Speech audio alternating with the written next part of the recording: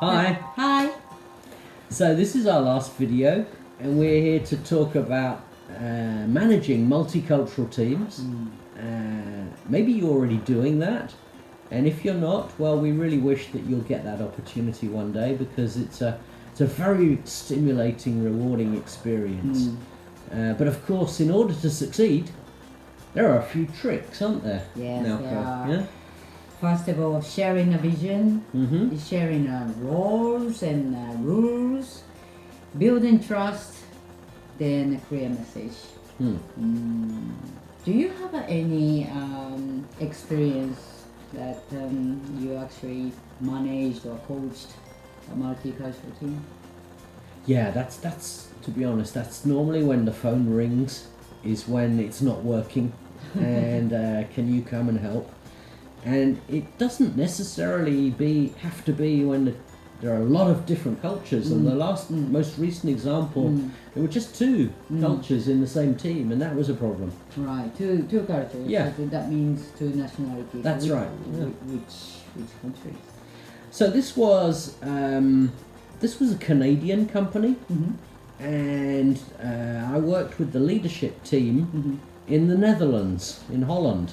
Wait a minute. Canadian and Dutch. Yeah. So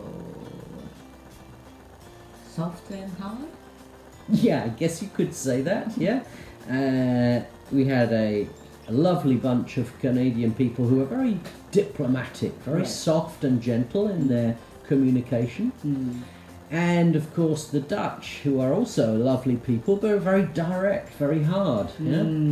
And so the problem was that when the Canadians had something important to say, the Dutch were not necessarily realizing it was important. I see. And when the Dutch had something important to say, the Canadians were getting smashed. Oh. And just for fun, and this is often the case in multicultural teams, That's true. they were in two different locations geographically. Yeah. And so they were also a little bit unclear about who was responsible for what. Yeah. I had almost same experience, but mine was Japanese team and a foreign team, right?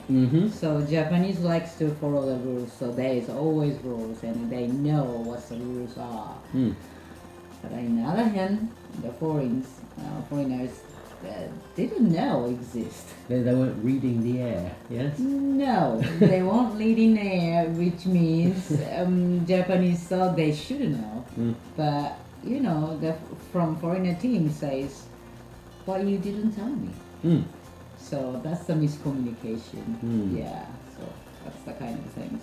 Do you have any positive experience over the multicultural team? Yeah, thank goodness it does exist, yeah? And I must say that when I meet a team, a multicultural team, which is visibly working well, I'm really curious. Right. And I asked them about it. And last year, I ran a training session in a French bank in which there were people from all over Europe. And there was one team in particular which really impressed me. And I said to them, I said, you know what, you guys, you're not working as a team in this training, but I can see that you're a great team. How? What are you doing? And they were in London, Paris, and Brussels. Right. And there was a guy in Luxembourg as well. Right. And really, their recipe was perfectly applying the tricks that you just mentioned. Right. Which is that they had a really clear vision, which was given to them by a boss, who allowed them, once he was sure that they understood, to get on with it. Important. They had clear roles and responsibilities. They communicated very effectively, and perhaps their little extra was that they also had rituals. And sometimes, they would organise an online drink at lunchtime every Friday, where they were building trust and having fun and sharing what they'd been doing during the week and celebrating what needed celebrating. And they said that made a difference. You know, that they were working together, but they were also appreciating each other. Yeah, that's actually very important. That's how you actually make connections and a trust, because you know what you're doing and you know what they are doing. Yeah. And you're not bothering each other, actually. Exactly. Right. Yeah. And I think I should have said that, but another interesting success factor was that the Belgian guy was in London, Right. the French guy was in Brussels, and so that each one of them had experience of working and living in another environment, rather than being the French guy in Paris and the Belgian guy in Brussels and the English guy in London. And that was a very effective experience as well, which gave everyone some modesty, some humility, which stopped them from thinking, well, this is the right way to do it and others are wrong.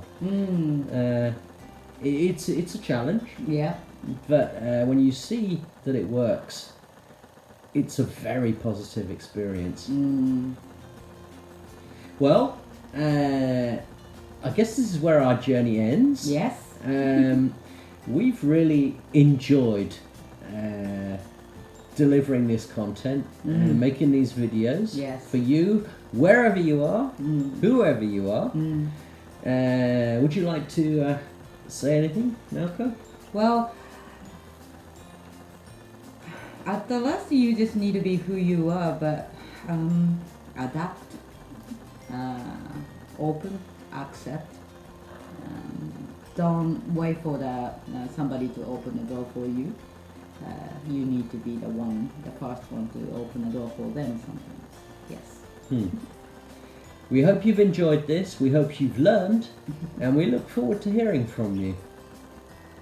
Bye-bye. Bye-bye.